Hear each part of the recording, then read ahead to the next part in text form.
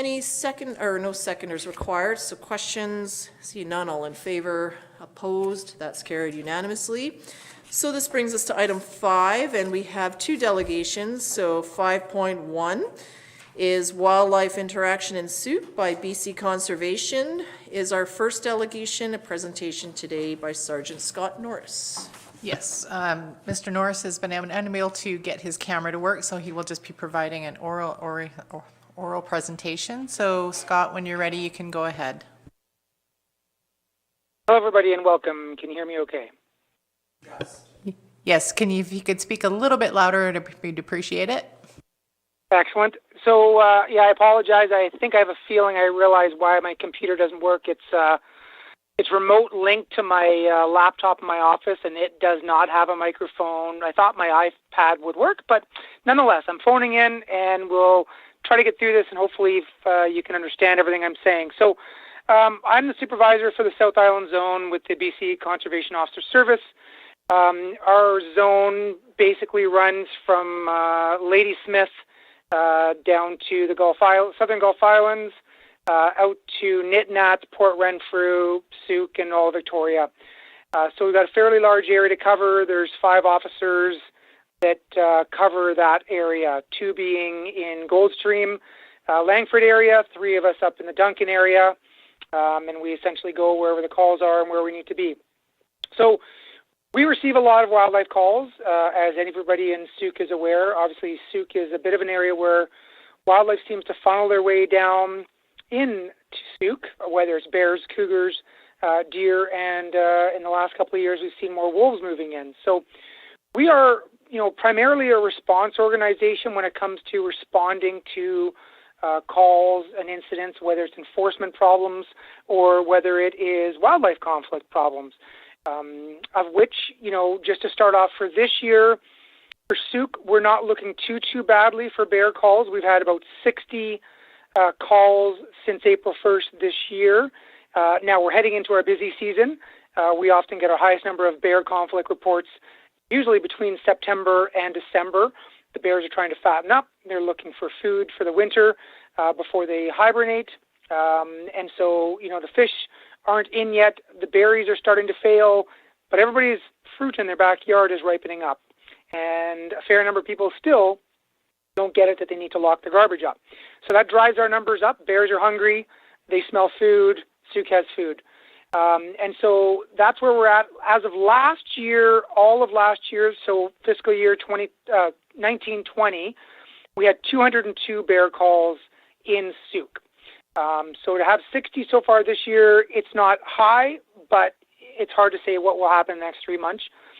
I am very thankful of the support that Sooke Council and the Sooke municipality has provided. It started with WildSafe funding, and then it moved over to Sooke Wildwise. I think Sooke Wildwise, whether it was Deb and before and now Sam, have done a tremendous job in educating residents, working closely with us, and really trying to spread that word that bear conflicts are a human problem. They're not a bear problem. They're driven largely by the habits of people, which reflects on the habits of bears. They're hungry. We leave our garbage out. They come into town. So we respond to a lot of calls. Now, I didn't look at the number of bears that we euthanized last year in Sooke. I know it was a very low number. This year, I believe there's 1 we euthanized in Sooke earlier in the spring. We try to euthanize bears, and I think the message that needs to get out, and we try to press this message as much as possible, is that the first thing we do is educate. The last thing we do is euthanize. And so trying to get that message out with people that there's steps they can take to protect whether it's their livestock or just to protect their property. Things like with livestock, and I know part of the reason this presentation came about with me presenting to the Sooke Council was some concerns about a bear that was dealing with chickens and eating chickens. And so that is an interesting situation. It happens all over the place, all across BC, whether it's chickens, sheep, goats, any livestock that people have. And so what we always encourage farmers and landowners, hobby farmers, to do is get electric fencing. where they can do it. It's not feasible. It's not logistical in every single aspect, in every single location. However, when it's used, it's highly, highly effective at keeping bears out and protecting livestock and property. And so that's one of the things we drive home to people, is to try to get electric fencing. The next thing, obviously, is where you keep your livestock and when you keep your livestock out. We run into a lot of farmers that leave their livestock out at night. And when you leave your livestock out at night, that leaves them open to being attacked. And so we try to encourage all farmers to lock up their, whether it's sheep, goats, or chickens at night. Put them in barns, in secure barns or secure locations, or electrified pens. The other thing we're always educating and advising people is to get guardian dogs or guardian animals. They are very, very effective at keeping bears and cougars out. So again, the message that we have always is prevention, and the last message is euthanization if there's no other option. Now, that's not always a safe and viable option, euthanization, in certain circumstances, especially where you've got properties that back onto things like the Galloping Goose. They're on major roads. They've got parks and playgrounds next door. When you've got bears or cougars being drawn into those areas, it's very difficult for officers and not very safe for us to show up and try to pull the trigger. Traps are not always effective. Certain bears are just trap shy. They won't go into traps. Certain applications, especially when it's family groups, and so when you've got a mother and cubs hanging around an area trying to get into chickens or other livestock, or livestock feed or garbage, you know, we're very, very concerned about setting a trap, because if you catch the cubs and not the mama bear, she'll be extremely, extremely agitated. And if you've got urbanization around you, obviously that presents a public safety risk. And so public safety is number one. That is our biggest focus, is always public safety.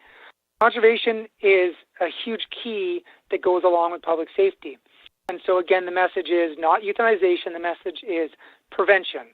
And so whatever steps a farmer can take or a landowner can take to mitigate the risk of a bear or a cougar coming in, we try to work with them. And again, having Sooke Wildwise also in there supporting has been fantastic and has really, really helped. So we have guiding principles. We have matrix that we follow. There's sort of an overarching document that was kind of renewed, if you will, based on other policies. And it came out a few years ago, and it was called Preventing and Responding to Conflicts with Large Carnivores. And it gives some guiding principles for officers to follow. Some of those principles are obviously when you've got landowners that are either intentionally feeding or leaving food out to attract dangerous wildlife. Dangerous wildlife, I mean by that, are bears, cougars, wolves, and coyotes. So if you're intentionally leaving any food or anything out to draw those animals in, that's an offense under the Wildlife Act. Now, they changed the law close to 10 years ago now, where they added a section where it's not even intentionally, if you just leave it out. So that's something like leaving your garbage or compost out where a bear can access it, and that's drawing a bear to your property. That's also an offense under the Wildlife Act. Now, when you're a farmer and you've got chickens or you've got geese or you've got sheep, that falls to a bit of a separate legislation. There's livestock legislation under the Agriculture Ministry that sort of governs some of that, and it prevents us from issuing orders to people and tickets to farmers if they're not managing those animals and their livestock. Now, we try to work with them again, like I was mentioning, to get electric fencing and take all these other steps and follow best management practices, which are governed through the Ministry of Agriculture in conjunction with our ministry, the Ministry of Environment and Climate Change Strategy. And so it becomes a bit of a balancing act. Obviously we care about farmers, animals, and their livestock and their livelihood. At the same token, public safety and best management practices all overarch. And so we're always trying to find that, the happy medium between public safety, livestock protection, and conservation. It's not always easy. We get criticized from all angles depending on what we do in certain circumstances. Obviously, our articulation of following our policies, why we're making the decisions we are making, and passing that on to people so they understand that is critical, and it's key to success of our program and the success of the farmers and the landowners and the public that live in these neighborhoods. And so that's sort of a bit of an overview of where we're at. Our policies, like I said, they do provide some leverage and leeway. One of the parts in that policy also, if a farmer is not taking any steps to mitigate some of that risk, we can refuse service to that farmer until they've corrected some of those problems. Now, again, sometimes that risk to them losing livestock also becomes a public safety risk, and we might have to act more in the public safety realm as opposed to protecting the livestock. And so, again, it's about communication and articulation and working together. And so I think with the municipality being on board with with Sooke Wildwise and communicating with us, and I do appreciate being invited to this meeting to be able to articulate and to be able to explain how we operate and why we operate, and be open to comments and ideas. We're always looking for ways that we can work together with local municipalities, with landowners, with residents. And so we welcome feedback, obviously, and I welcome working with all of you. And, again, like I said, we get criticism from all sides sometimes. And sometimes what we get is, if you're not killing a bear because it's in an area, we get criticized that we're not killing the bear, and why aren't we killing the bear, and we got to kill the bear. And then the times we kill the bear, we get that criticism, why did you kill the bear? The bear is not the problem, it's the people problem, right? And so we often are just stuck in the middle with trying to find middle ground in every situation. And so it's never easy, but we, again, try to work together with everybody and pass on the information as best we can. And again, we're open to comments, we're open to ideas, and again, always collaboration, I think, is the key.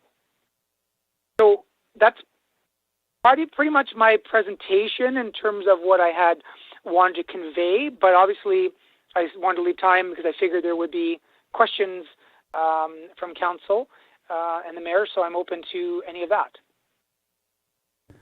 Okay, thank you very much, Sergeant Norris. We appreciate your time with us today, and just feel it's very helpful to have you here so that our council can just, ask any questions or get clarity.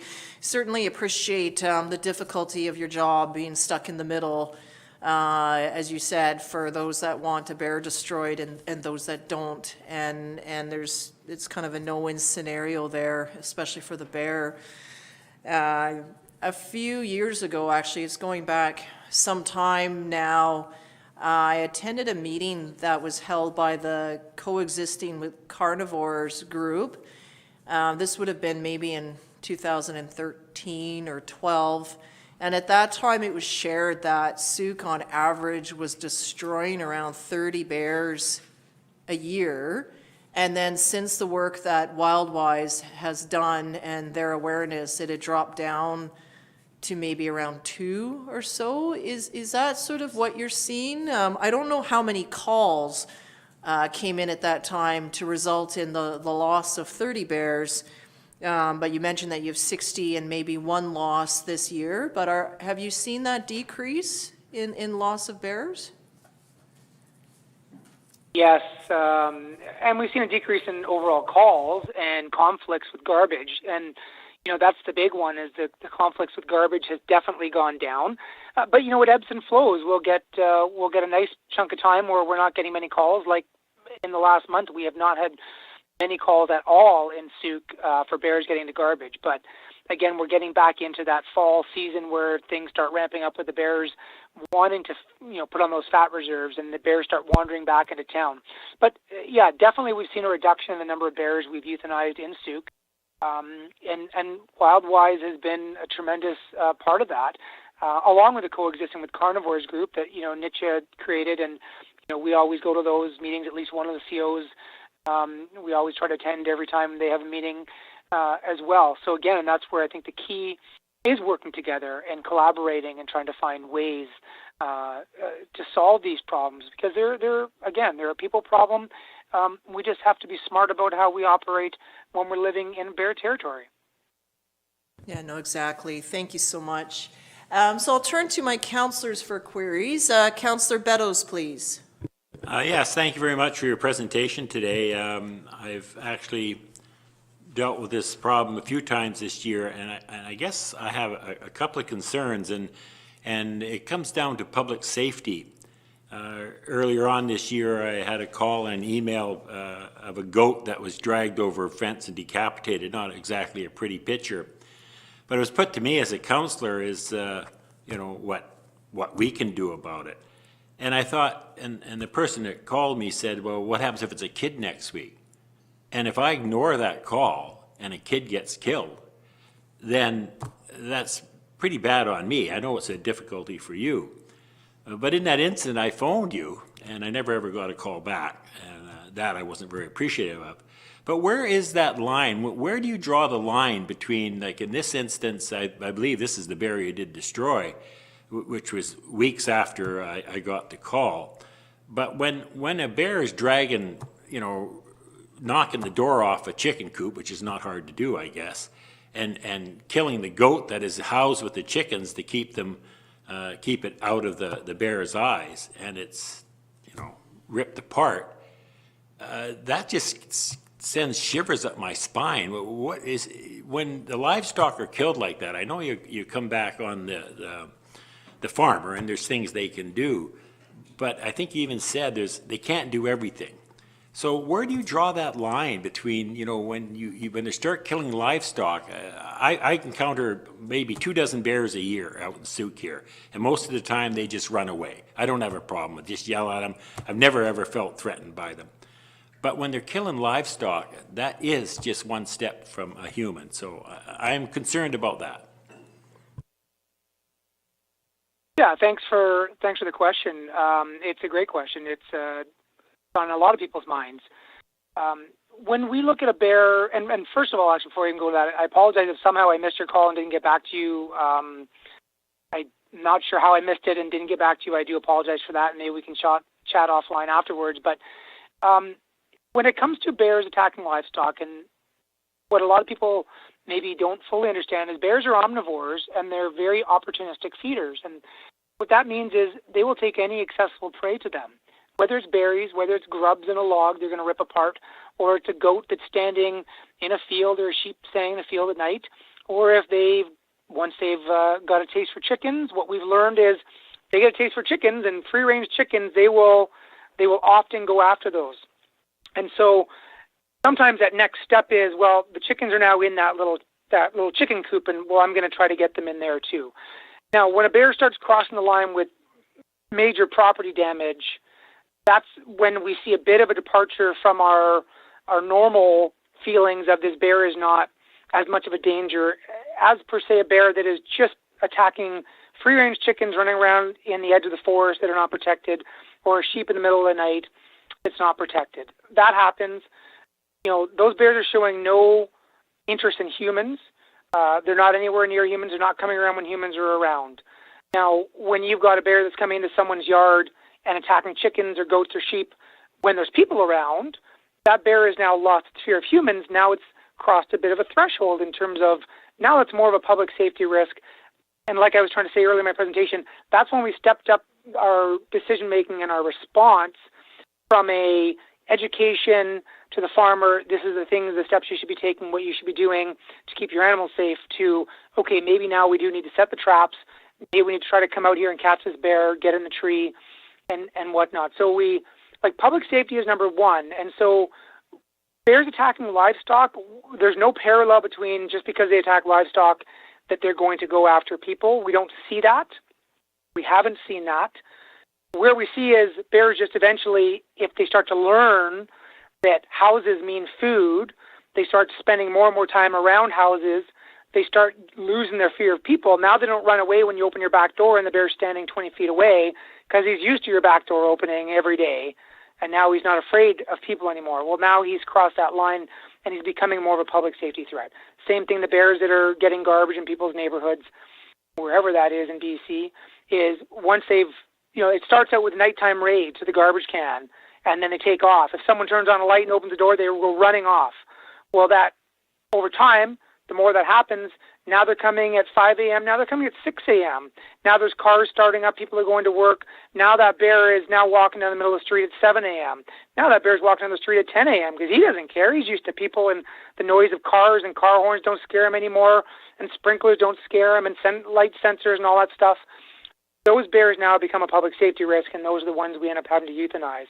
And that's where it's critical, again, for prevention and mitigation. If you've locked up your sheep or your goats or your chickens all the time, and that bear has never gotten rewarded at your property, he's not coming back again to try to get another one the next week. And, you know, once he starts that pattern, because they were easily accessible, maybe easily accessible at first, then you locked him up. Well, now he's hungry. He knows that there's a chicken in there, and he loves chicken now. So he's going to try to get that chicken, and that's sometimes ripping the chicken coop door off. And so that's kind of how it escalates, and that's where, so we base our responses on the bear behavior and again, the human's behavior and what steps they've taken to mitigate that risk and try to prevent the conflict from occurring in the first place. Just follow. I also don't want it to sound like I'm very negative because I know there's only 5 officers. You do a tremendous job. It's sort of, I hate to say a shoestring budget, but that's probably true. I do appreciate what you do.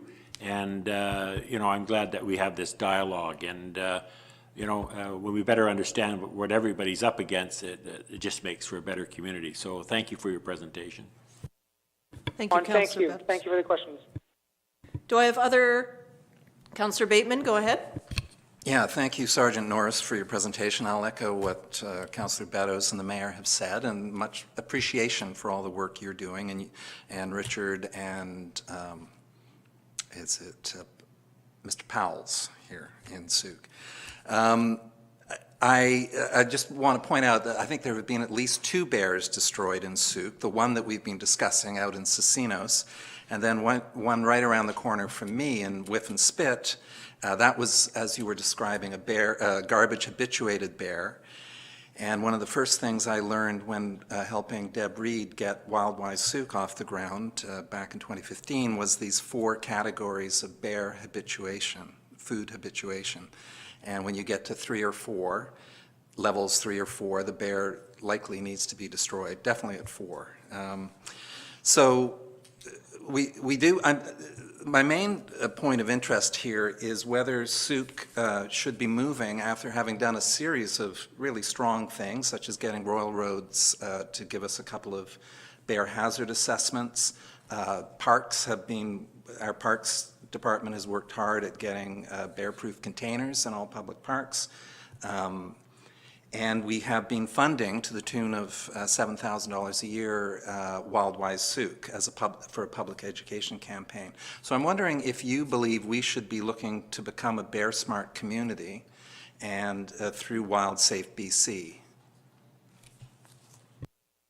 Well, that would be fantastic if you would move to Bear Smart. And yes, I do apologize. While I was speaking earlier, I remembered all of a sudden the Whiff and Spit bear. So thank you for mentioning that. There were those 2. Bear Smart communities are great. You know, Port Alberni is one. But does Port Alberni still get a lot of bear issues? It certainly does. I mean, again, it's in an area somewhat similar to Sooke in terms of you got, you know, rivers with fish in them drawing bears down in town. You got mountains surrounding you drawing bears down into town. And so the problem hasn't gone away. I mean, I think it's a fantastic initiative to go to. I would welcome it if you did. I think it would be important to maybe talk to Port Alberni and any of the other Bear Smart communities in BC, for that matter, as an idea before embarking on it. But I certainly would support it 100%. The more notoriety we can get and the more education we can get to highlight this with residents, the less bears we're going to have to euthanize down the road. And so I welcome that if that's the choice you guys are looking at moving towards.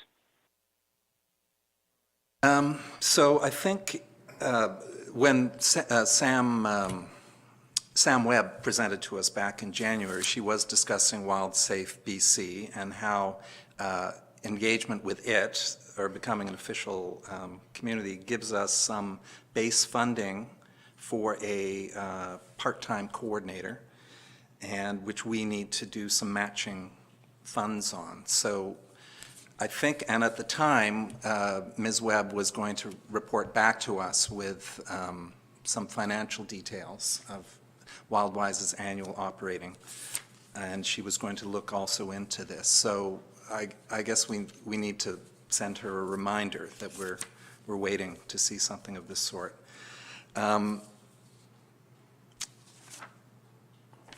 one of the other key points, and I wanted to raise this, given that we're entering an OCP review, is that one of the conditions to become a Bear Smart community is that our planning documents need to be consistent with bear-human conflict management planning. So coming out of this, I'd like to see the Committee of the Whole recommend to Council that Bear Smart strategies be incorporated into the OCP going ahead. Is that a motion that you're making? I'll make that motion. Okay, Yeah. so can you repeat it, please? That Committee of the Whole recommends that the consideration be given to bear-human conflict management within the official community plan process. So just wait for that to come up on the screen. There's no seconder, so it's just, it's a motion because we're in Committee of the Whole. So is there anything further? Well, I'm just going to wait till it's on the screen so we can all see it. I'm then not we clear can on talk. it yet, so I need then Okay, we yeah, can we got to talk see it here, yeah. I'm also interested on your Facebook, on the Conservation Services Facebook page, just the other day, it was noted that evening patrols are being conducted in central Vancouver Island communities. Several residents received violation tickets for having their compost and/or garbage bins at the street the night before pickup. So would that be possible in municipalities where there was a specific a bylaw regarding same-day garbage at curb, or is that part of the Wildlife Act that you are allowed to act upon? Yeah, that's a great question. So CVRD, so Cowichan Valley Regional District, as of last year, just enacted a new bylaw that you're not allowed to put your garbage out until 5 a.m. of collection day. And so they've got a $100 fine for that, and the fine process didn't start until this year. So there's that possibility, and I think Port Alberni, also Bear Smart communities primarily will have, I know Squamish has that as well, so you can't put your garbage out till 5 a.m. of collection day. So that would be part of you guys developing that bylaw to do it. Now, under the Wildlife Act, what it basically says is you can't leave your garbage out anywhere that it could attract dangerous wildlife. And so if we come out the night before garbage day, which we often are doing, I'll be going out on Thursday night this week. I'm not going to be in Sooke this Thursday, but the other guys will be doing Sooke areas in the next couple of weeks. That is a fine just for leaving it out. So, if you put it out and it's curbside the night before, it's fair game for a $230 ticket or a warning or an order. The order basically would just tell people you've got to put it away and lock it away somewhere. If they don't comply with that order, then it's a $575 fine. So, we encourage municipalities to adopt local bylaws. It gives that power back to the community and the local bylaw officers. So certainly if Sooke were to do that, it would add to what we're able to do. And you could focus on certain hotspot areas, likely easier than we could based on all the different towns that we're trying to cover. I'm hitting Yubo, and I'm hitting Lake Couch, and then I'm hitting Shawnigan, and then I'm hitting Cobble Hill, and et cetera, et cetera, et cetera. And so I think it is very important to have that and move towards that bylaw. So again, talking to Port Alberni Town and or even the Cowichan Valley Regional District, for that matter, like I said, just adopted their new bylaw last year. Thank you. Quick follow-up to that one is that I know Deb Reed was very aware of problem households within the District of Sooke, and Right. I'm sure Sam Webb is also aware. Do you share that information, and does that guide because a lot of people do put out garbage overnight, and it hasn't been an issue, and some do. Yeah, so Deb used to in the past, and Sam does currently pass on problem areas to us. We have a challenge due to the Freedom of Information Protection and Privacy Act in terms of how much we can relay to them. We can essentially tell Sam, and what we did with Deb in the past is say, in such and such a block, there are some issues. If you can maybe hit that neighborhood with, knocking on doors, handing out pamphlets, and get the education out that way. So we can't pinpoint specific houses. We can pinpoint neighborhoods as problems, and that's generally what we do. So to my motion here, I'd like to rewrite that committee of the whole. So let's start. We'll all rewrite it. Recommend that, I don't think we have to say council, recommend that bear-human conflict strategies be included in the official community plan review. Yeah, I like that better. Consideration was. Yeah, I know, that's me all over, isn't it? Classic Bateman, yeah. I think it's always, why it's said to council is that we always recommend to council, even though it's ourselves, but that's fine because it'll come back to us at the next regular anyway. Is there anything you'd like to add to this, Councillor Bateman? Anything further? The microphone, with the microphone? While I'm at it, why don't we say be included in the official community plan review as a preparatory step to further investigation of Bear Smart community status? Or is that unnecessary? You could also, do that. Or it could be a separate motion. Yeah. That would be that council, that committee of the whole, direct staff to report back to council on what the district would need to do to achieve Bear Smart status. I So think then- I will not do that. Okay. Because I think that's up to Wildwise Sooke to come and be proactive Yeah. with us again. So we'll leave staff to do its other work. And I think that will come in time, as we receive that information back. But I think this is a good way to go from a strictly planning exercise. And it'll also share awareness around the community of what we actually need to do differently this time around. And I'd Councillor Beddoes? I'd Yeah. be interested to hear what the public has to say. It's probably a fairly big item in the public's mind. I know in my neck of the woods, bears are a problem, and everybody's worked around it, and it's about keeping your garbage locked up. And I think it's a good one for the official community plan. Good work, thanks. Mr. McInnes? Thank you, Worship. Just a note, and I made this comment with our staff focus group with the official community plan, and I'll leave it with council as well. And I liked the word consider within the motion, because as Councillor Beddoes suggested, I think our role at this point is to have the most robust, diverse public engagement that we can around issues. And hearing what the community thinks about this particular item with many other items and where it sits as a priority, I think is our work in the short term. Okay. So other comments on the motion? Just to that point, Mr. McInnes, I totally hear you there.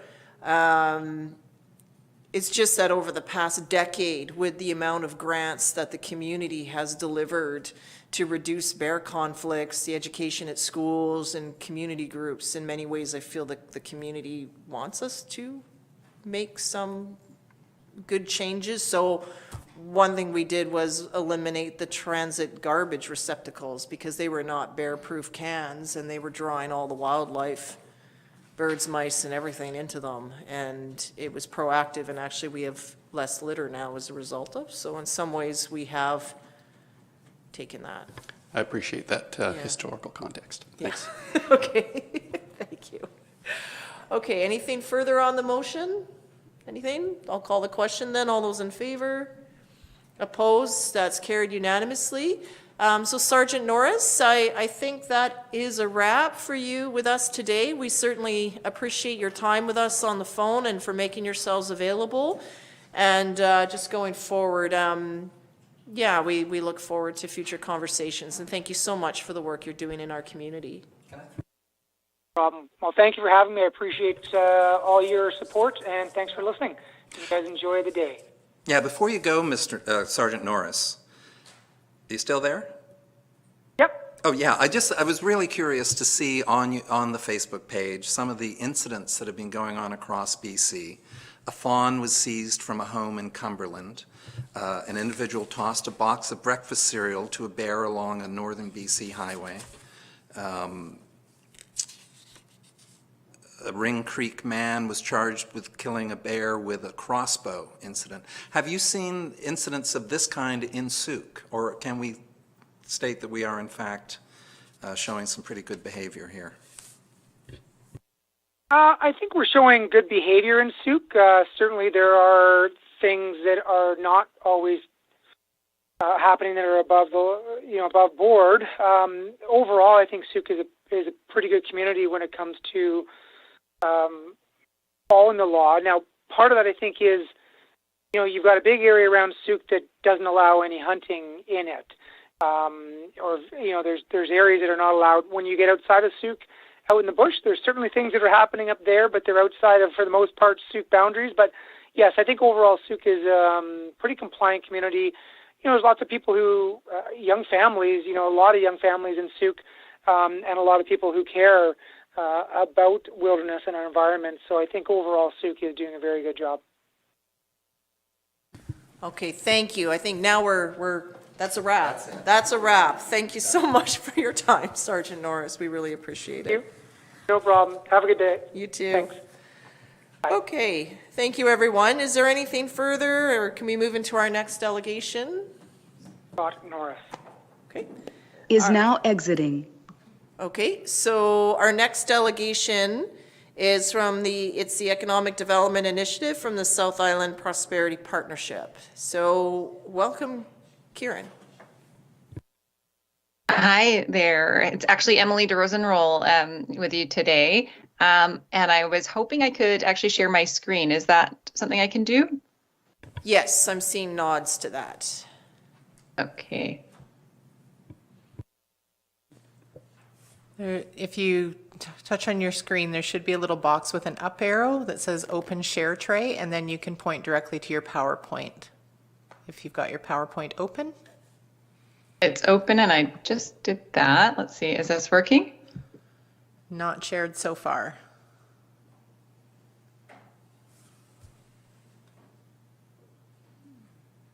You see the box with the up arrow?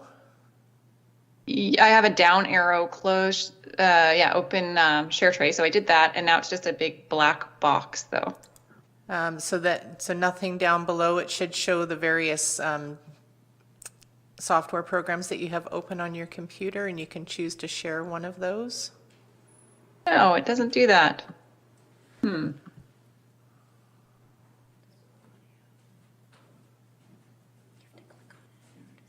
it doesn't have that option for me. So I'm here with Dallas. Could we maybe try it on his computer and see if that's going to work? Yeah, we can try that. So you'll need to turn your camera off, and Dallas can turn theirs on.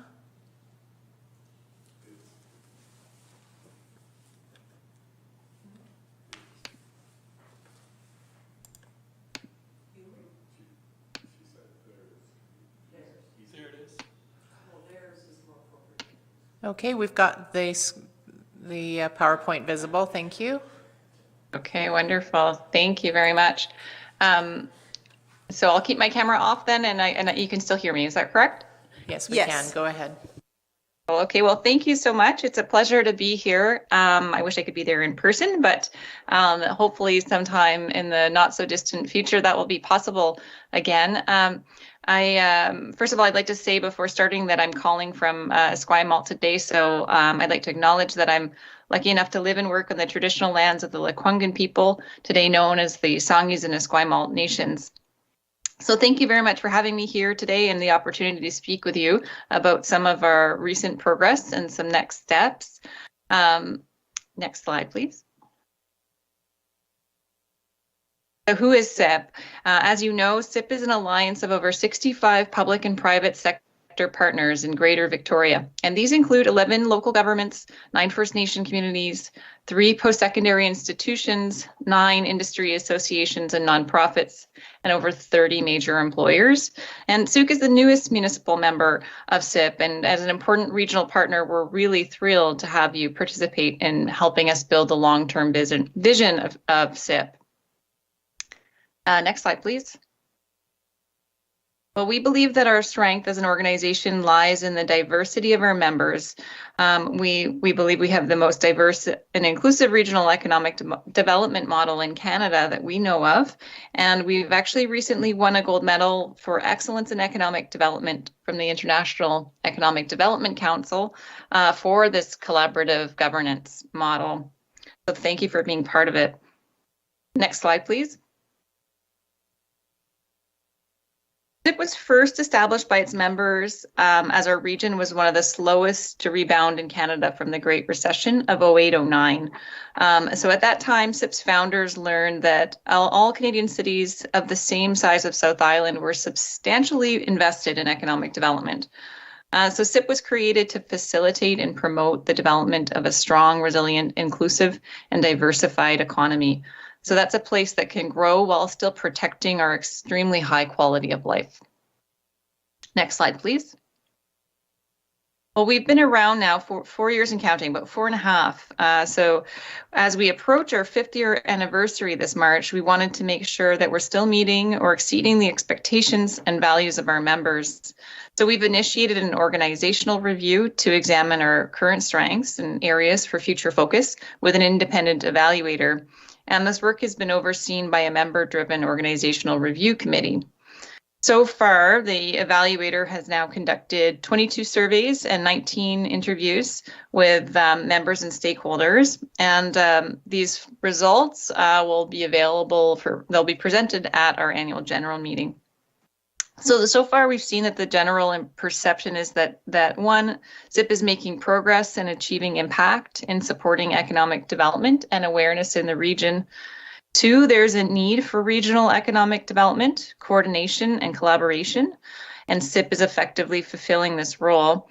And 3, economic development is a long-term proposition, and many outcomes won't be measurable for 10 years or more. Next slide, please. I'd like to invite all of you to our AGM. I apologize, I should say now September 30th. We've had to move that out to accommodate a fairly busy September schedule for lots of our members and make sure we had quorum. But we would like to actually invite this year all of the councils to be able to also ask questions, as we'll have the independent evaluator present on the organizational review that day. So that's about an hour and a half of your day. And if you haven't received those details, we'll make sure you have them all in your email or your calendar. Next slide, please. So our purpose was enshrined in our constitution and came directly from consultation with our members. And the organizational review examines our measurable impacts in each of these areas. So those are diversifying the regional economy, raising the region's profile as a location of choice for new business, working collaboratively with First Nations to achieve economic reconciliation, maximizing federal and provincial funding for regional economic development, providing support for entrepreneurs and businesses to increase their ability to prosper and create jobs, and collaborating with municipal economic development and regional trade associations. Thank you. Next slide.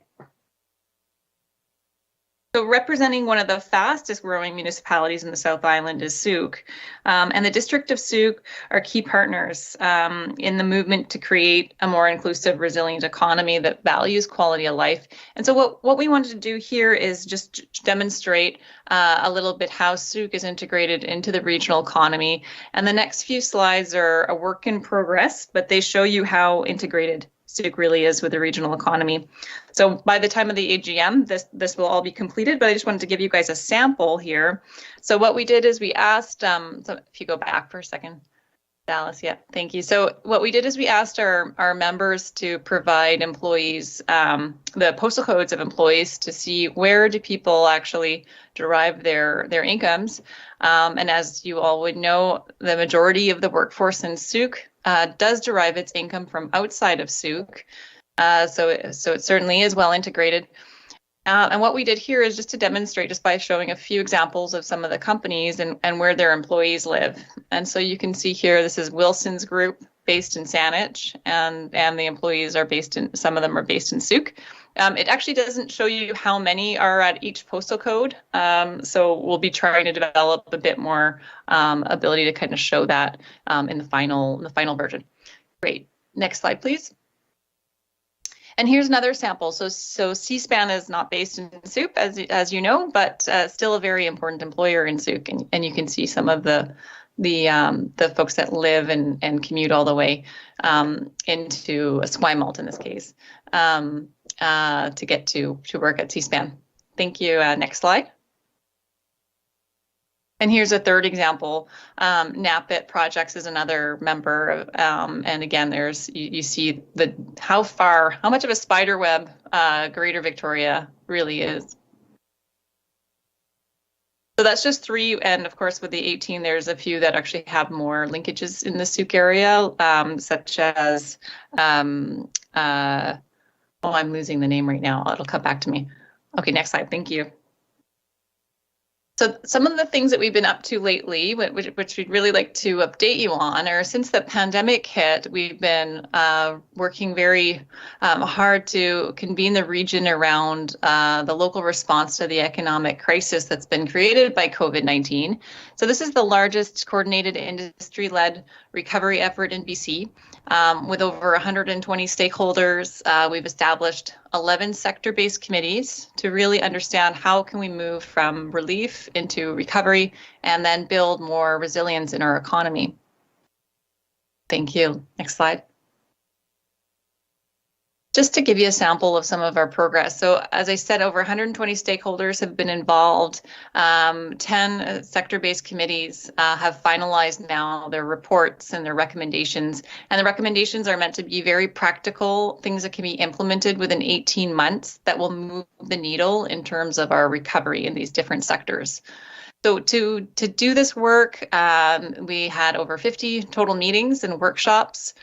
We completed over 250 surveys with various industry businesses and organizations. It resulted in over 39 recommendations, and we're now blending these into 9 recovery themes.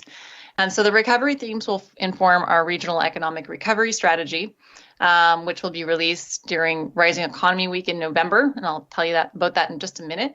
And then some immediate priorities have really been focusing on if there are any quick wins available, advocacy priorities, and some immediate partnership opportunities.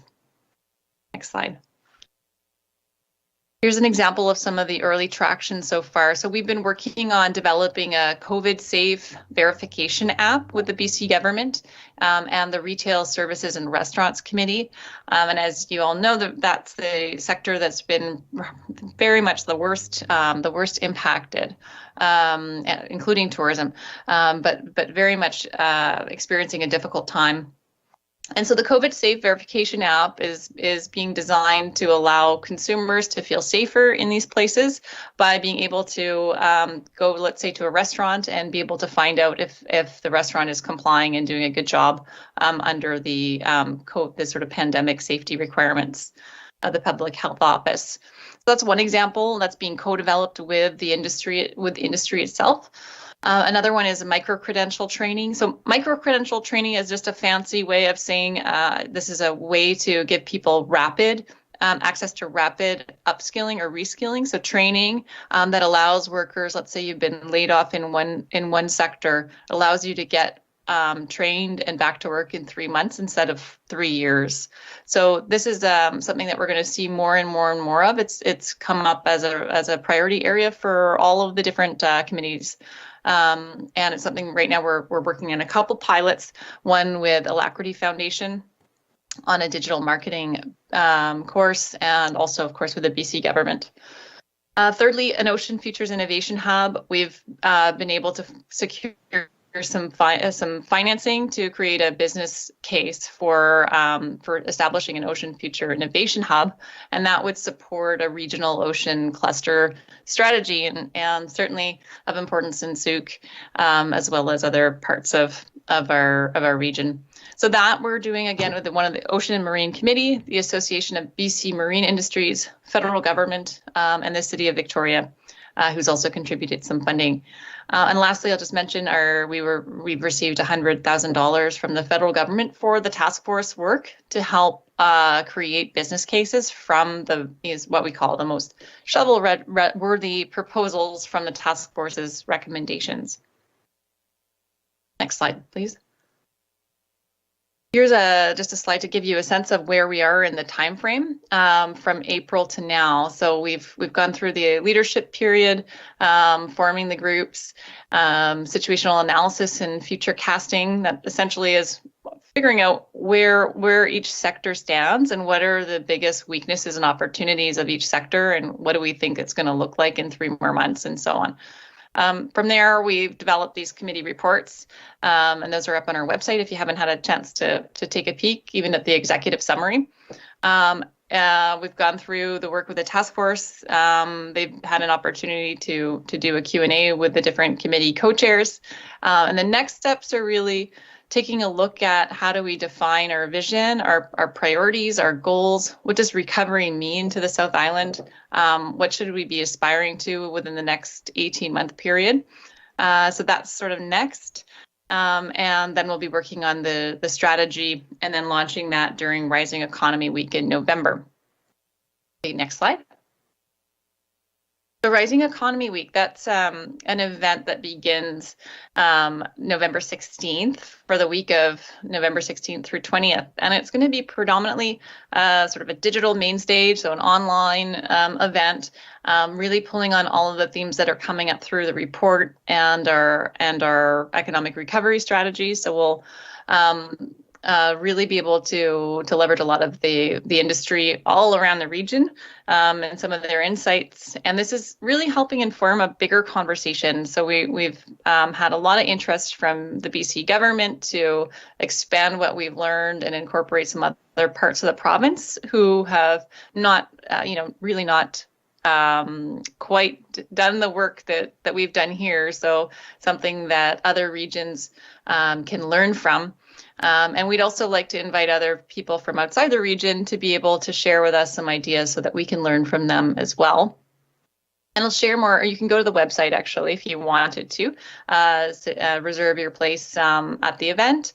You'll be able to pick and choose whatever you'd like to attend. You certainly don't have to attend it all, but there'll be content all week long, topics such as skills, when the visitor economy is coming back, all kinds of things, cross-border travel, health pre-clearances, various ideas about how do we recover and how do we operate in this sort of new pandemic economy. Okay, next slide. So the Prosperity Index is something that we've been doing for the past 3 years to get a sense of our strengths and our weaknesses as a regional economy.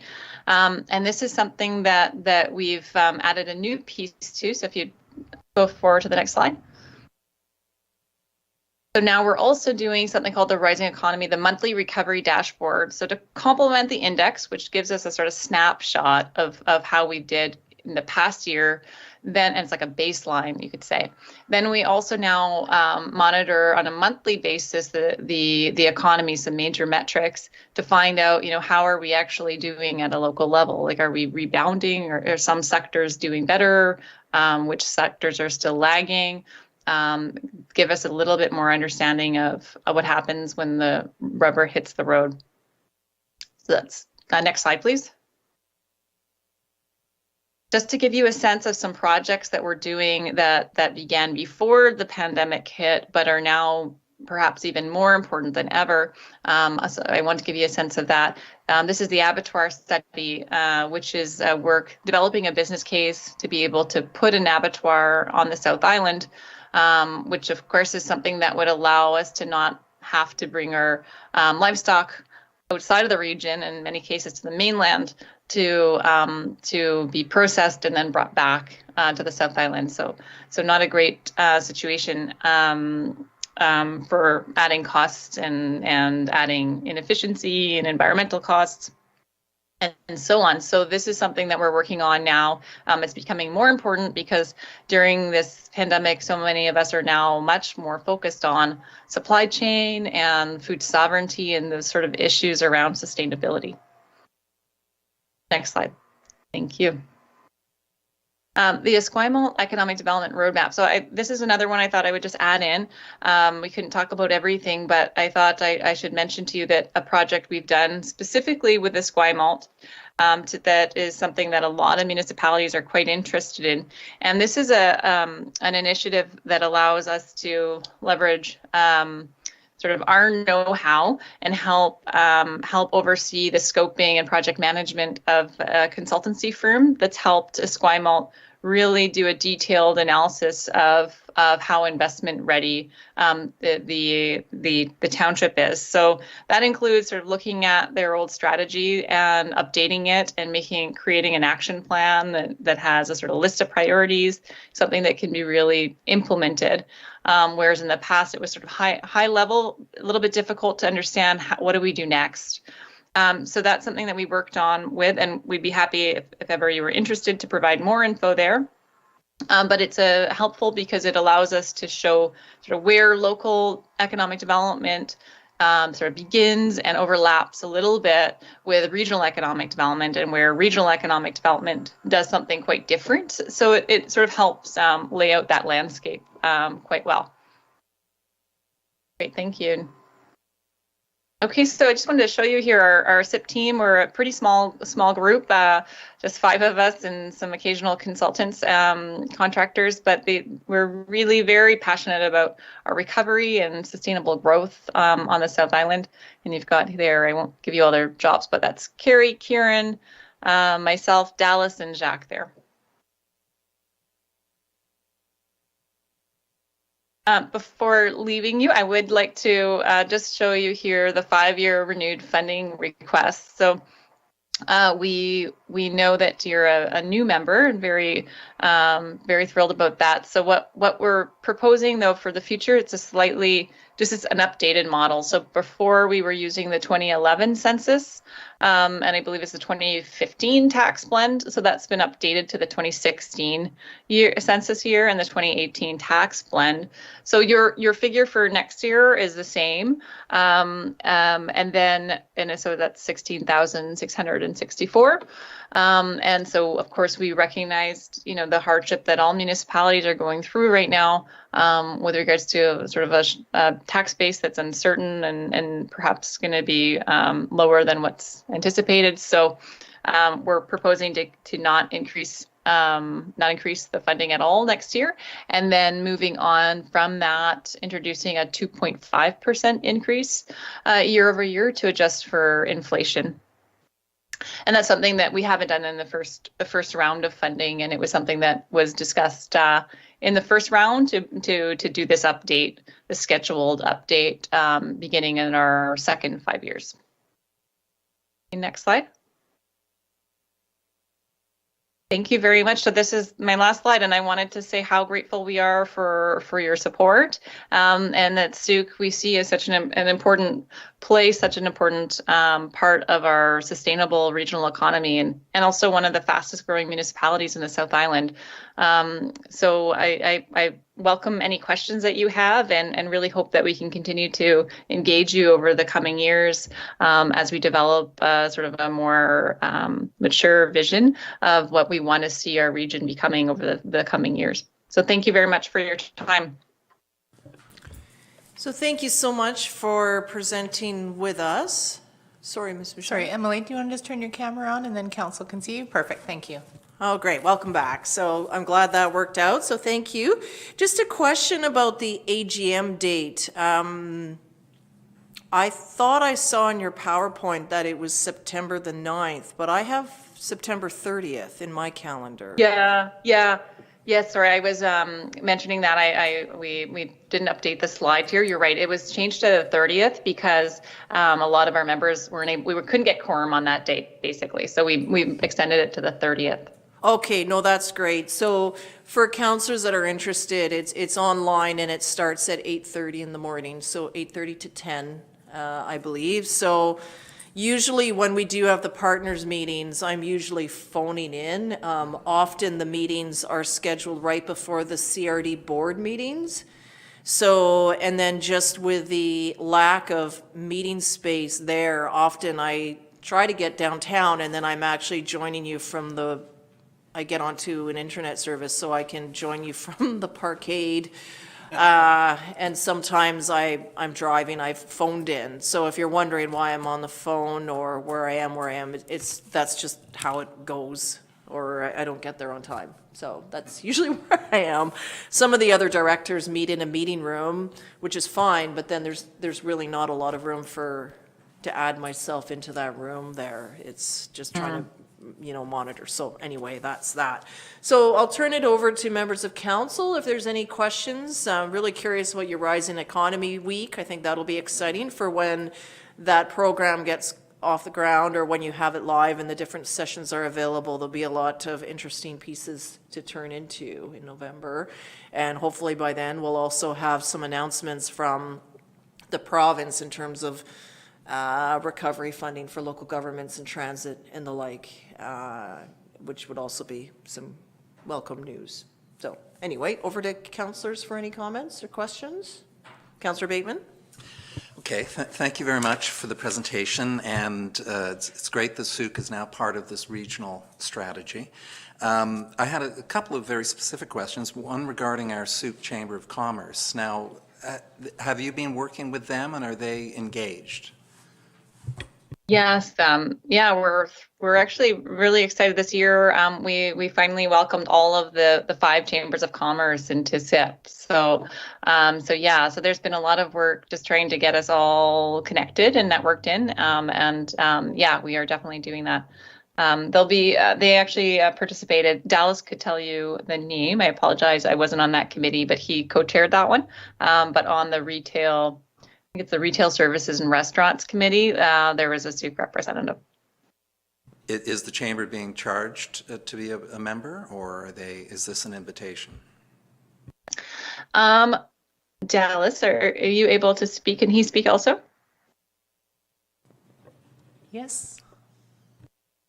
Dallas, would you mind taking that one if you can speak? Yeah. Hi. Can you, let me know if you can't hear me. The chamber agreements that we developed throughout the region is actually a reciprocal membership concept. And so basically none of the chambers are paying to be involved in SIP, but we thought it was incredibly valuable to have the local chambers, all 5 actually involved. And then what we're looking at doing, and we haven't done this yet, the pandemic sort of threw a little wrench in this plan, but what we were planning on doing is creating a sort of a collaborative model where the 5 chambers can meet using the SIP platform, and then meet to discuss sort of issues of regional nature. So where every chamber does their own sort of localized advocacy efforts and all that kind of stuff. But the idea was to use a SIP platform for them to sort of discuss regional issues that are important to them, but then also sort of connect that into the important work of regional economic development as well. And I'll just add in, we haven't talked to them yet about this, so they'll look at you with blank faces if you bring it up. But we're going to bring all the chambers together to talk about essentially a sponsorship of the Rising Economy Week. But it would be a free sponsorship, really just designed at solidifying that partnership and allowing giving recognition to the chambers for different panels and keynotes and so on. And then also trying to engage more of the regional businesses to participate and take advantage of some of the programming during Rising Economy Week. And then just to clarify, Karen Mason, I believe, is the president of the Sooke Chamber, and she sat on the Retail Services and Restaurants Committee, which I was the co-chair of, and she had excellent involvement. She attended every meeting and gave me tons of great information as part of that committee. So it was really good to work with her. That's good to hear. Yeah. Mr. Glickson, you were here in, I think, 2015 to present SIP to Sooke Council of the Day, and we opted not to participate initially. So what do you think we missed out on in these 3 years or 4 years when Sooke was not a member of SIP?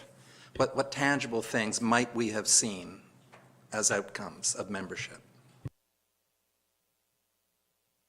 That's a great question. I mean, a lot of the work that we do is I would say very impactful to the entire region. So on one side of that question, you would have benefited from our work without being a member, in a sense. A good example of that is when we do export development work. We have worked with companies that are located in Sooke on that, because I mean it's just not in our from an economic development best practice. It's not like we're not going to tell them no because Sooke isn't a paying member of SIP. You know what I mean?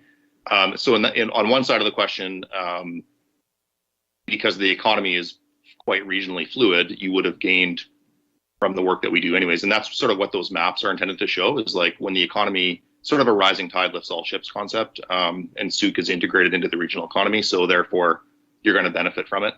On the flip side of that though, a lot of the policy direction that the members get to involve themselves in, you wouldn't have been privy to, right? So looking at the board of directors and selecting board members and approving the original strategy that was set up, you wouldn't have been privy as a non-member to any of that information. So you would have missed out on that. And then, from tangibles, you'll learn more about this when we at the AGM. But there's a lot of different projects that we work on. That said, though, we also do work with all 9 First Nations, including Sooke Nation, Beecher Bay Nation, which are, of course, in close proximity to you. And they were obviously they're fairly active partners, both of those nations as well. So, if I could add a few points to that, I think in my perspective, I think that Sooke did miss out on a lot. I think that we have. We had a lot of different, strategic work we were developing at the time. So I would say, without listing everything, but in particular, the smart cities work, looking at mobility in particular. And we looked at doing, we looked as far as kind of how do we look at integrating Beecher Bay. A lot of the issues, they continue on further, into Sooke. So some of the difficulty of really integrating the multimodal transportation network in the South Island. So we already did quite a bit of work, and also informed the South Island, the Vancouver, I can't remember, it's the BC government's one, that's the South Vancouver Island strategy. So I think there was probably, it was probably too bad that we didn't connect you in on that work. I think that going forward, actually, it's still an important moving piece on the chessboard for us. So the federal government, for example, is going to soon release a new piece that probably fit. This would probably be a good project for it, to look at the micro-mobility project. And they're releasing like a $31 million fund for that. So I think some of what we do is really about like putting yourself in a position to be able to take advantage of some of these opportunities. And it's often hard to say, what did you miss? Because you're missing opportunities. It's hard to say what we would make of them. That was a playful question, and thank you for giving me such a good answer. It's great that Sooke is now engaged. We have a revitalized Chamber of Commerce. As you know, Ms. Mason is a very strong advocate for our local business, and our CAO has also launched some stakeholder economic development activities, and maybe one day we'll be ready to engage as the city of Esquimalt has done, and we could take advantage of that. So thank you very much. Wonderful. Well, thank you very much. I think those were great questions. Okay, so I see Councillor Beddoes has some questions, and Mr. McInnes, I think, does as well. So I'll go to Councillor Beddoes first. Yeah, I have to forgive me because I really do not have a clear picture of exactly what you do. And I'm trying to fathom it out here. I got facilitator down, lobbyist. You produce data. You talk about, over a number of years, and I was like Councillor Bateman, I was looking for some success stories. economically? What are sort of some results of your work? No, you have a fairly good budget. You have 5 employees that I see, or 5 people. But like you talk about the micro credential training, is it up and running? How many's trained? Who looks after that training? Or do you just a lobbyist that put it together, or do you actually have somebody that runs these programs? I'm not quite clear as to what your sort of whole purpose is doing. I understand what you want to see done, but I see a lot of years of meetings, a lot of groups meeting. Can you give me something tangible that's actually been accomplished? Yeah, of course I can. So we just went through the last 5 years. We did an organizational review, and so that was the idea, was to be able to take a look in the first 5 years of organizational existence. What are the impacts? What are we seeing in those early stages? So I would like to invite you to the AGM to be able to hear the overarching metrics. We'll be talking about sort of job created metrics, talking about the value of each job. We're going to talk about the direct economic impact of our activity. So that's when you're going to get a more thorough answer, rather than me just kind of spitballing what the outcomes are and the dollars and cents and so forth. So that work has been done because it's important to us to make sure that we are producing tangible, concrete outcomes. In terms of who we are, I mean, it's a big question, so I'm trying to unpack that in a way that I can answer the question. We are not actually just a lobbyist. We do run a lot of programs. We do for sure seek grant funding and then create projects based on that. We do the project management of them. So the Alacrity, I think you mentioned the Alacrity program. We have, I believe it's about 70 participants in that program. They're being trained. What else? We've done a TAP program, a trade accelerator program. I couldn't tell you right off the bat, how many people have gone through that program, but I'm going to guess around 35. And they've all seen and measured concrete results in terms of their increase in export growth as a result of that. So all kinds of things. It's very much hard to measure when we start thinking about First Nations economic development. It's very qualitative, having 9 come together. And so we've done pretty important events. Sorry. I'm having trouble here. That's my Siri eavesdropping again. We've done events called the Prosperity Indigenous Gathering, and it's the first time all of those nations have ever gotten together to talk about economic development in the region. So that's hard to measure, but I think very significant. And I can speak to other ones as well if you'd like. Well, the other thing is you'll have a financial statement, I guess, at the AGM. It's like you've taken an X number of dollars and where these dollars have gone to. Yes, so every year we do annual audited financial statements.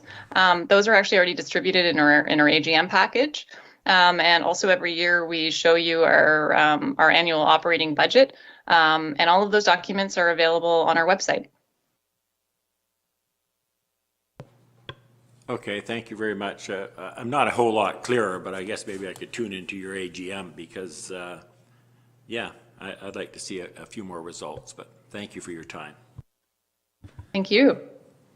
So just a few follow-up points. One of them is that I hope that SIC continues to monitor, you may be doing this already, is just the COVID impact on women. So especially women with children that have had to, basically stay home to homeschool or to provide childcare while school was out, and just the uncertainty around that. And now just with school picking up the work or opening up in a very short while, I've talked to many families, they're a little uncomfortable on it, but at the same time, they need to get back to work. So in some cases, unfortunately, because women still earn less than men on average, often it was the woman that had to stay to look after kids. And somehow have taken different jobs that offer more flexibility or demoted themselves into different positions that allow for more flexibility should the need to stay at home and isolate if your child is sick. There's always a concern now that the kids are out of school when they come back. that they're going to catch every single cold again, and now I'll have to be at home again. So it's just how this plays out and the impact on women. Again, the childcare shortage throughout the region, or the expense of childcare, is forcing families to make difficult choices. And I just feel that an economy cannot fire on all cylinders if women are left behind. So I don't know how you're monitoring that, but I feel it's an important one, that everyone has to have full opportunity, which means childcare is resolved and those opportunities exist, because otherwise I don't feel the economy is going to, it's just not going to be there with half the population left out.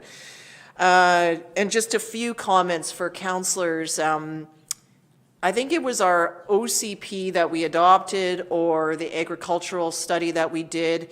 It came out in 2010 or early on that Sooke really needed to find an abattoir. And we need to have this from a food security perspective, and also look to identify one. Well, obviously in the 10 years since then, we have not had any success obtaining one in our community. So when I saw that SIP is taking this on for regional benefit, it was perfect. Okay, it doesn't need to be in Sooke, but if it's on this side of the Malahat and on this island, that would be great. It would just be more accessible for us. So I thought that was exciting.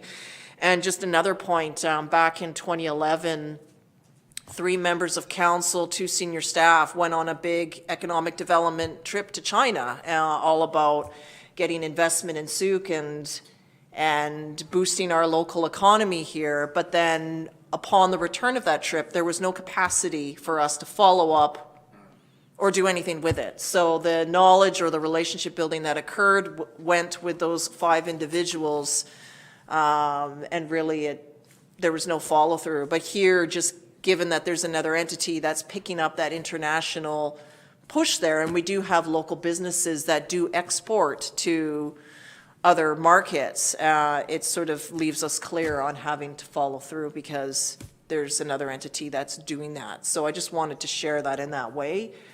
We benefit, and that helps our local businesses keep that marketplace going there, and it just enables that opportunity. So, and the other one was with the shipbuilding. While we don't have something like C-SPAN in our community, many of our local employees or constituents do work there, and will continue to, because it's good paying union jobs, and the more contracts that C-SPAN obtains keeps our constituents employed and able to enjoy all that we offer here. So I just wanted to shed, these were some reasons why I've always supported that we belong to SIP, because we don't have the ability to do it all. But those sorts of things that may come benefit our community as well. So I just wanted to make those comments. But the COVID impact on women is one that is really, I feel is really important. And yeah, so I'll leave it at that. Oh, goodness me. Okay, so pardon me, Mr. McInnes. Thank you, Worship. I thought I'd just give our partners at SIP and Council a little bit of an update on our informal working group that's working on economic development. The group is informal at this time. I think we've got a really good cadre of people around the table. We hope to have some terms of reference come to Council for approval to formalize this group in October of this year. But right now, we're working with the Rural Development Unit of Forest Lands, Natural Resource Operations, and Rural Development. And we've just put our name in to hopefully be a pilot community through Jobs, Economic Development, and Competitiveness. They've got a new pilot program that has come out of their work with the Investment Pursuit Toolkit. So to take you up on your offer around, providing some resources to help us with partners and making sure that this investment readiness stuff and the recommendations or things that come out of this align with what's going on regionally, I think would be really beneficial for Sooke. So I'll maybe contact you offline and see who the best person at SIP is to share some of this information with. That would be great. Thank you. Yeah, we'd be interested, very interested. There's a few other local sort of recovery initiatives too, Colwood, and we've participated with them. Central Saanich is doing something in a couple weeks. And so yeah, no, it would be great. Thank you. Okay, anything else from I think we're all good here, so thank you very much for taking the time to join us virtually today, and we'll get more information at the AGM and see you at some point in the future in person. Yes, that would be great. Well, thank you all so much for your time. Really appreciative of everything you're doing. I know it's not easy times for any municipality right now, so thank you for doing what you do. Okay, all the best to you. Thank you. Okay, so let's turn our attention to the next item here is item number 6, and it's the Council's Strategic Priorities Report. Thank you, Your Worship. I've got a couple of slides that I'll help to relay this report to the committee. First of all, thanks to Ms. Royal Collard and Ms. Temple for taking notes on the 2 days and generating and compiling this report. I think it's a really good report, and I believe it's an accurate representation of the ideas that were presented both on June 29th and on August 7th. And we look forward to your comments on the draft report today. So there's 3 sections in the report this afternoon. We're going to talk a little bit about Council's priorities, the operational strategies, and how this report will be adjusted on a quarterly basis. Next slide. On the screen now, this is what we have captured as the now actions that are a result of the 2 days of workshop that we were in. We thought it was a good idea to continue with the 3 goals that are in the strategic plan and try and maintain our actions around those 3 goals. So the now actions fit quite nicely within the 3 goals that are in the current strategic plan. Next. The next item, so once we work through the now items, these are what we captured as next. And of course, every time we come together on a quarterly basis, we will go through a small exercise to flush out now and next action. So there's current priorities that we're always working on. Next slide. These are the things that we captured as advocacy things that we wanted to keep front and center and make sure that especially our elected officials, but some of our appointed officials as well, continue to make sure those that need to hear what we're working on do hear what we're working on. And the next slide is just we've taken the work plans from the 2 days of planning that we did and put them into our departmental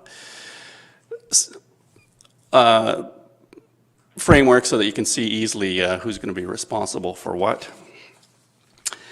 The next slide is just quickly how we plan to make amendments or adjustments to the plan. So the now and next items, they will require a resolution of council if and when things are changed.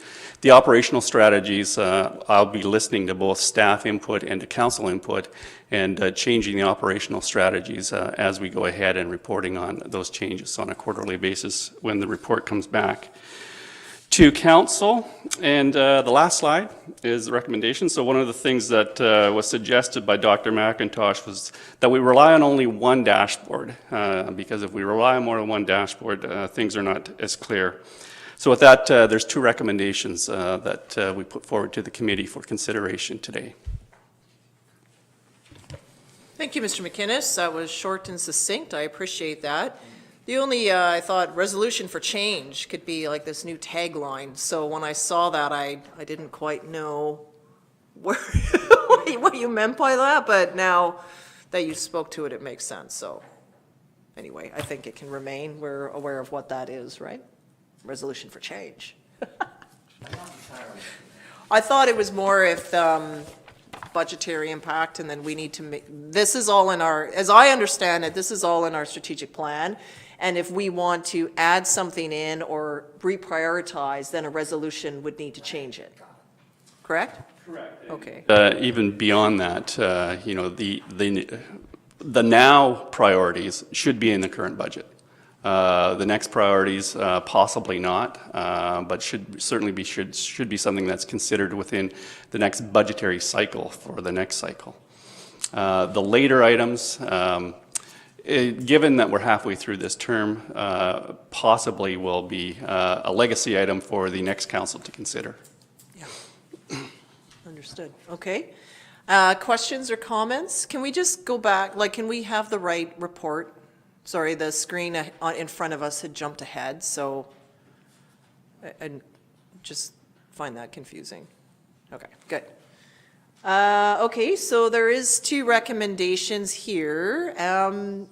First, before I go to someone to move them, is there anything else? Does amendments or changes, or is it straightforward, or what? Councillor Beddoes, then Bateman?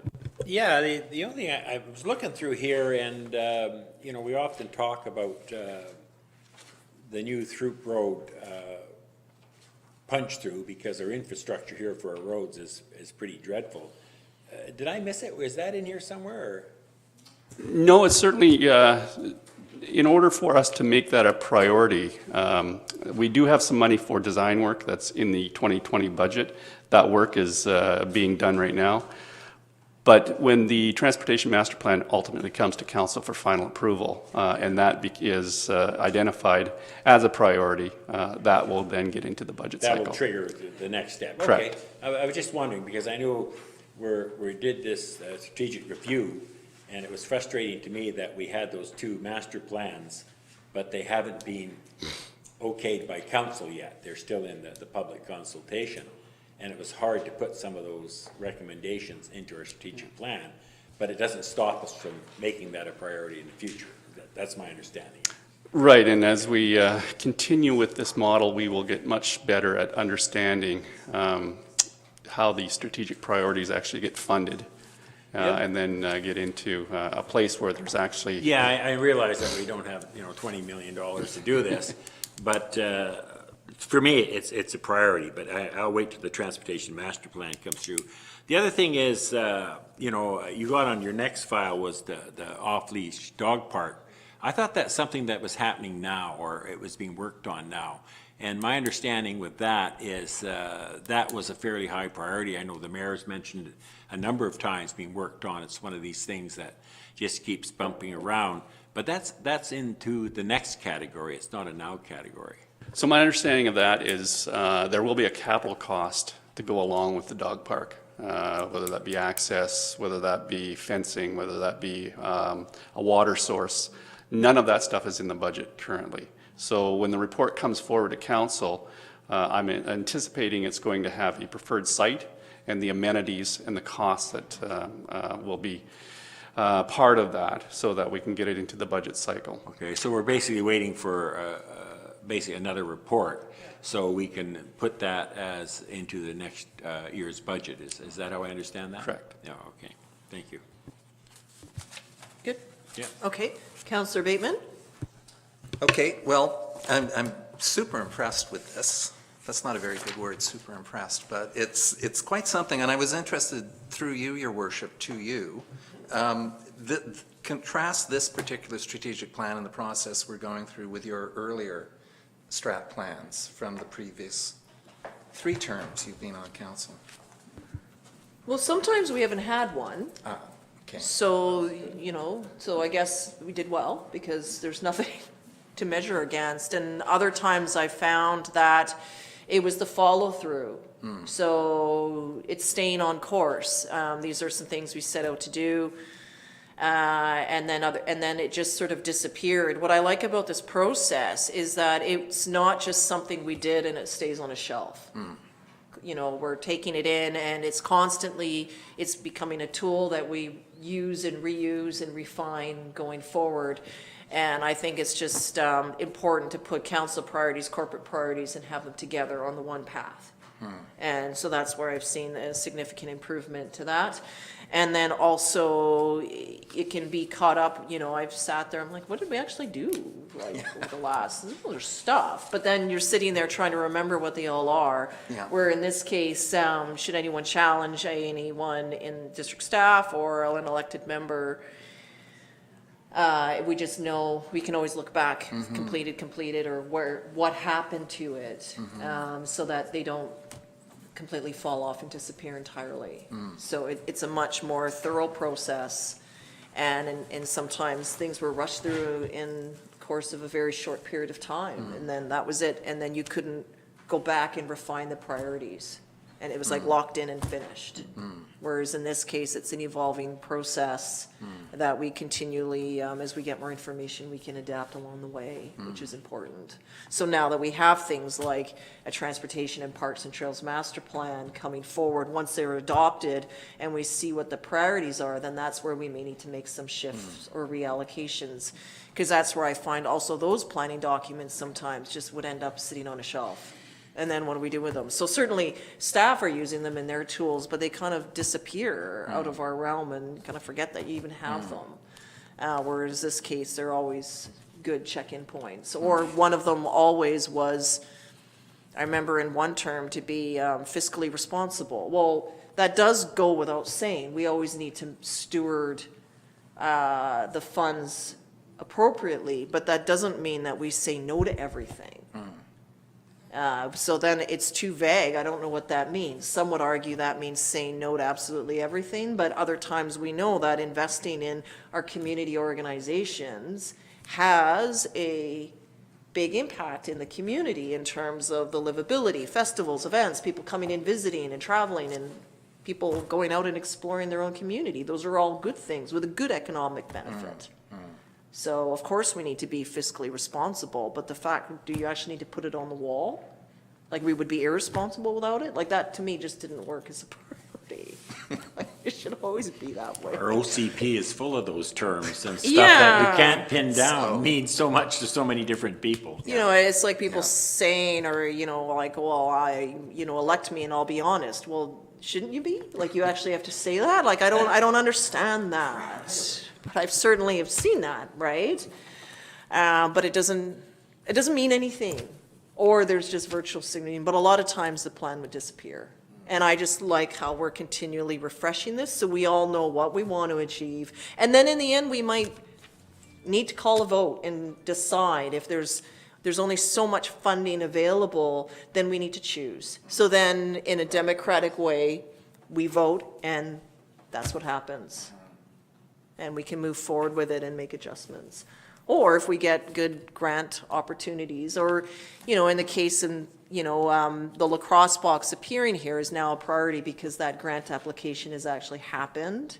So that's where we need to react and we need to make changes. Or let's say the premier creates a new grant, or maybe not the premier, but the province may open things up, then we need to shift because the opportunities are available.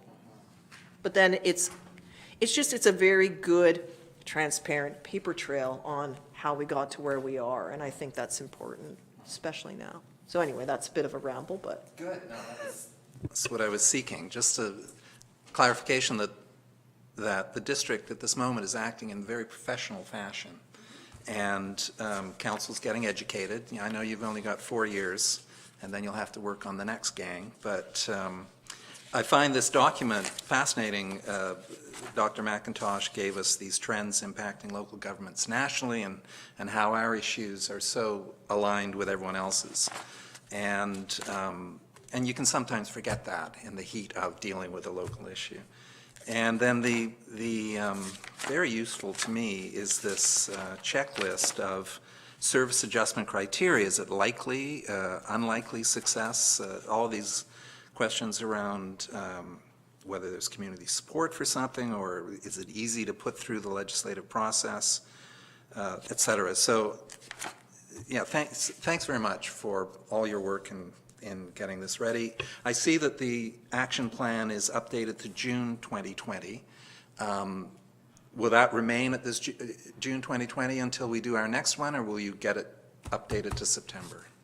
The action plan, this is the last time you'll see the action plan. The recommendation is that the strategic priority chart replaces the action plan.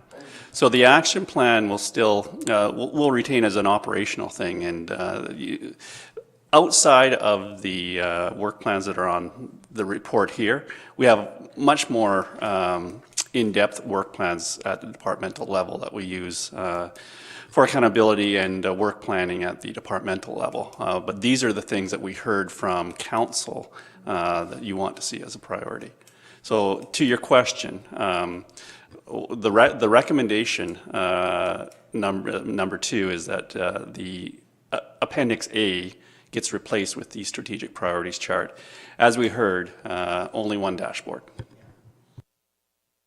I can see the logic of that, and I also really do appreciate being able to see in one place what we have achieved over these 2 years and counting, and having this one document as Dashboard B to be referred to as the backstory of what we've achieved over time is really useful to me, and I think the mayor also noted that it was very useful to see everything that's been achieved in one place. And if I could, Your Worship, just a response to that. Internally in the corporate services, what we've been talking about is we hope to get better and actually be a leader in making sure that then this all rolls into our annual report. So to your point, where the annual report is accomplishments in the current year and forecasting for the next 2 years. So that, along with our annual planning schedule that starts with the service level review, then rolls into budget, we hope that this whole process really is a much more transparent, and we can articulate to council and to the community what our successes are on an ongoing basis. We can't be all things to all people, and that's the other piece of it. So the capacity piece, managing capacity and expectations, is also a piece of this. And I really enjoyed hearing council's debate around those things as well. Okay, anything else? Councillor Lajeunesse? No, I just want to thank everyone that put time into this. The report's really good. It's really easy to follow. It's a clear roadmap with achievable goals, and I look forward to seeing them through. So, thanks. I'd like to request that once this is finally adopted, just to receive a paper copy in color, and then that'll just be a reference document that I have. So I think we would all like that. No?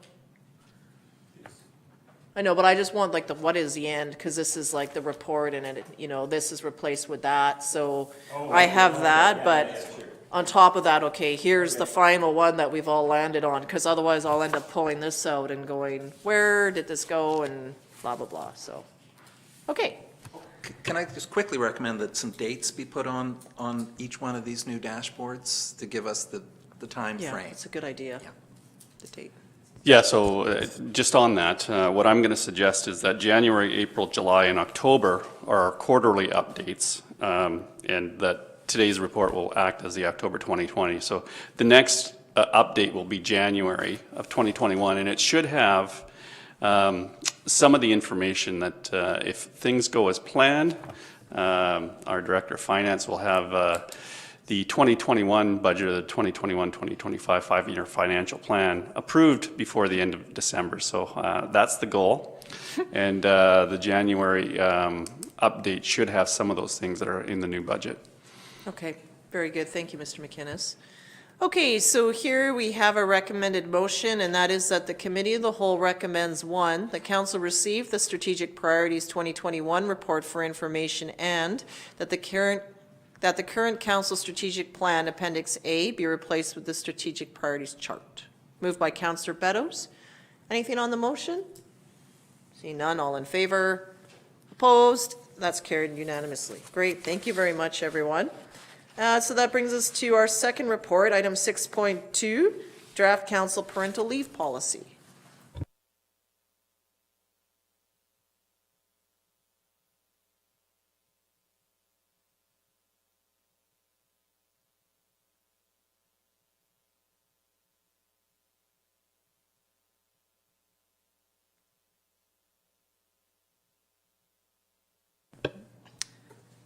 Thank you, Your Worship. So back in 2019, Council directed staff to draft a parental leave policy for members of Council. Members of Council, as they are elected to office, are not subject to the Employment Standards Act, which typically would provide parental leave benefits. Those benefits can include 17 weeks of pregnancy leave and up to 61 weeks of parental leave. Included in the report is a sampling of what other municipalities have to offer. Whistler and Squamish both have policies that allow for leave up to 6 months. Squamish does contain an option for an extension. And then noting that Ontario's Municipal Act requires municipalities to adopt policies with respect to pregnancy and parental leaves for council members. And municipalities in Alberta are permitted to create bylaws to establish whether councillors are entitled to take leave under the Municipal Government Act. And Calgary has a policy which allows for 16 weeks of pregnancy leave and parental leave of 26 weeks. So the policy is attached there. What was drafted would allow for a pregnancy leave of 20 weeks and a parental leave of 32 weeks, so a combined leave of 52 weeks for a mother. A father would be eligible to take 32. What is important to note is that this policy is really just a guiding document for council. It cannot bind this or any future council to require them to approve a leave for someone. It's just to provide some sort of guidance. With that, I'm open to questions if you have any. So a question that I have, if a counselor is on leave, let's say on maternity leave, how does that impact, is quorum still the same? Yes, it would be. There's still a member of council. So there's, even though they're on leave, then our quorum, minimum quorum requirement doesn't change. Correct. It's exactly the same as if somebody is absent, for an extended vacation or something, they're away for 6 meetings instead of the 4 under the legislation, the quorum still stays the same. It's just council has given permission for that person to be absent. To miss more than the 4 consecutive meetings? Correct. Okay. Okay, no, that's fine. I was just curious about Sorry, that. I will also add that we did put a item in the policy that just says that should someone that is on leave wish to attend a council meeting, that they can do so. They're not required to be absent for that entire amount of time. And the other one is it does include a section on temporary assignment of duties. So any committees that a council member would be appointed to when they go on that leave, the policy suggests that those same appointments return to that individual upon their return to work. Yeah, I noted that, except for when that appointment term may end prior, which is understandable. Okay. No, that's good. No, I'm just glad to see this in front of us, so thank you very much for turning your attention to it. Questions or comments from any member of council, of the committee? It's not something I'm going to be taking part of anytime soon, but... Councillor Bateman?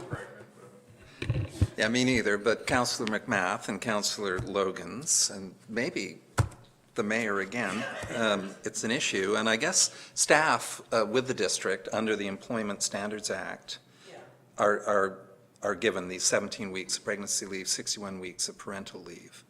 So I'm just curious as to why this hasn't been normalized, because we only have Whistler and Squamish in BC that have done this to date.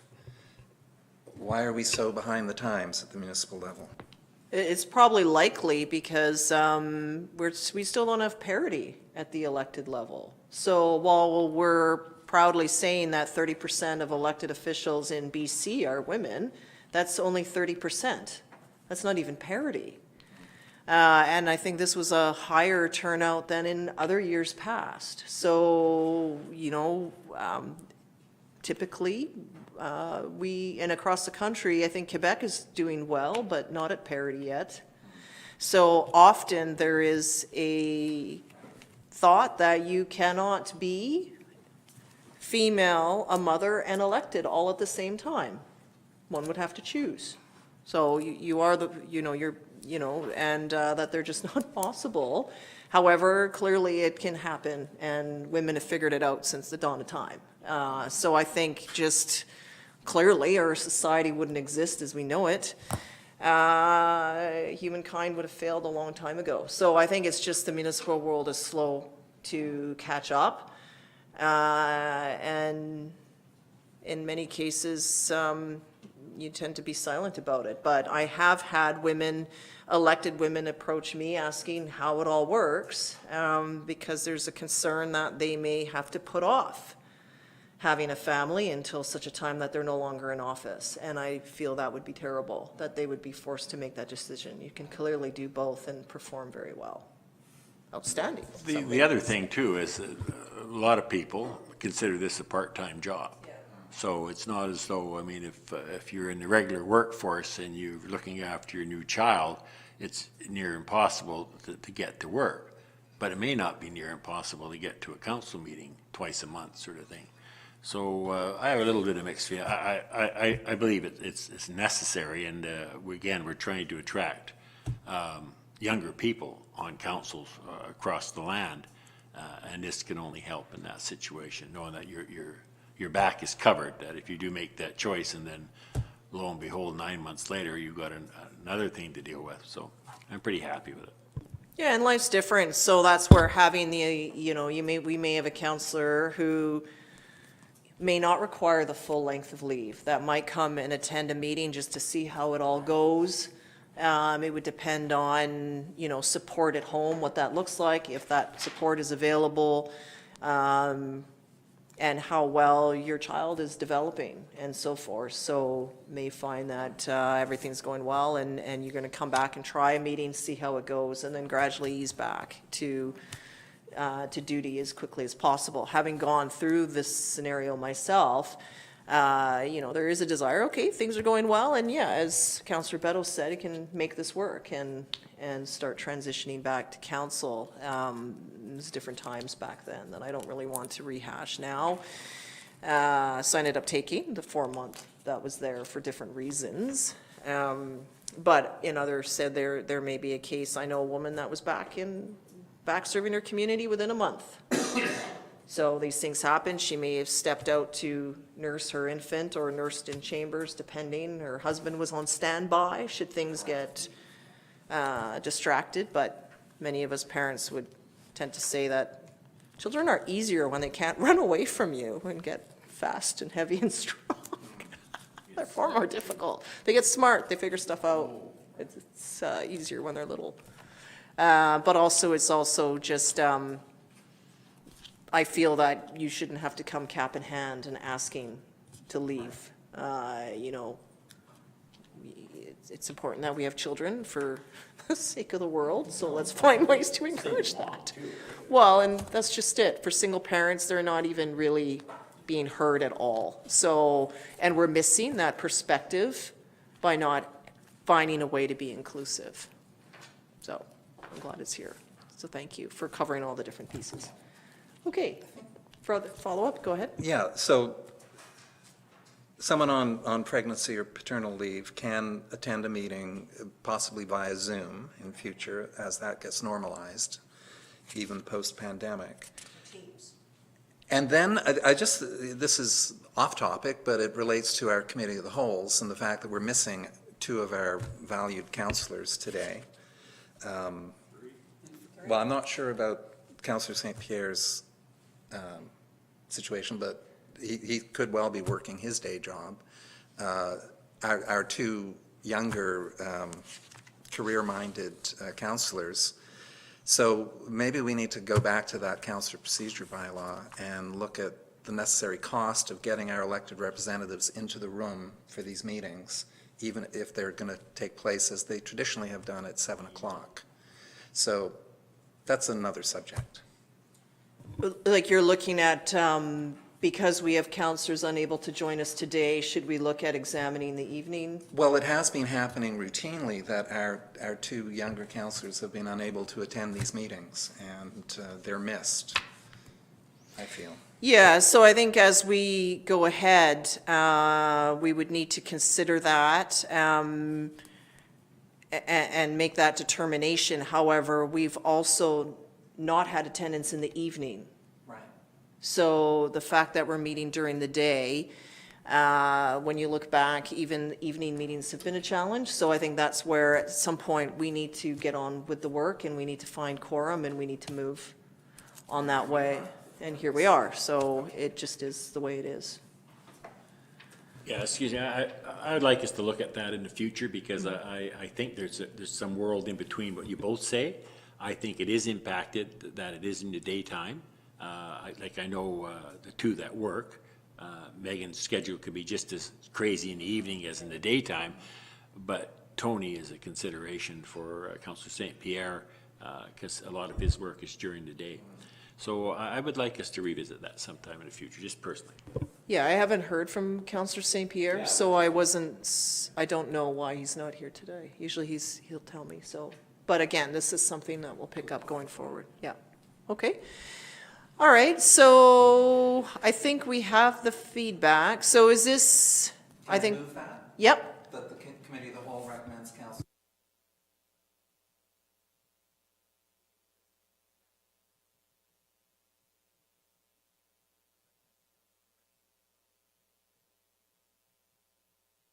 yep. So that's moved by Councillor Bateman. Anything further? See none, all in favor? Opposed, it's carried unanimously. Thank you, and I believe that brings us to the end of today's agenda, except on all of these, I neglected to ask for public input. So was there any emails received? Okay, so I figured you would have flagged me otherwise, so thank you for being on that.